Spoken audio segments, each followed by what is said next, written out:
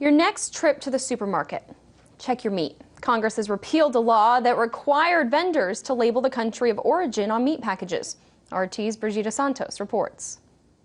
The World Trade Organization has given America's top two agricultural partners, which are Canada and Mexico, permission to impose more than $1 billion in retaliatory tariffs on U.S. companies who fail to remove country of origin labels from beef and pork packages. The move comes in response to pressure from cattle and hog producers in these partner countries, who say their businesses have been negatively affected by this type of labeling. Back when the country of origin labeling requirement, or COOL, was first passed in 2009, many American consumers and agricultural leaders supported it, like Bill Bullard, CEO of RCAF USA.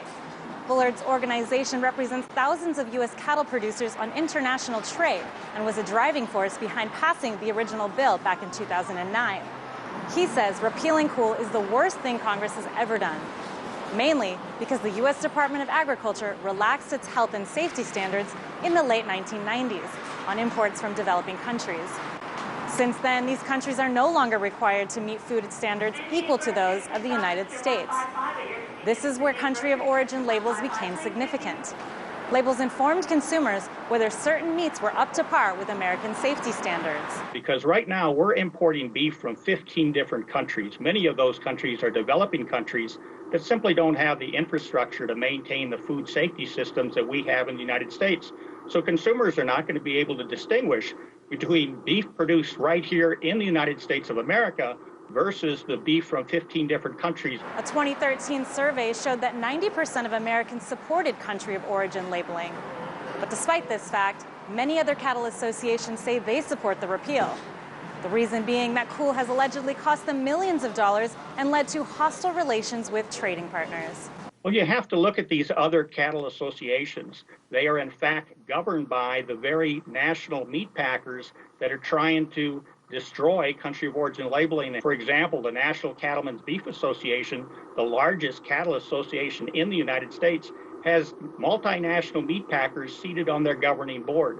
I reached out to the USDA to find out whether it would now change its current safety standards to be tighter on foreign beef and pork under the new rule.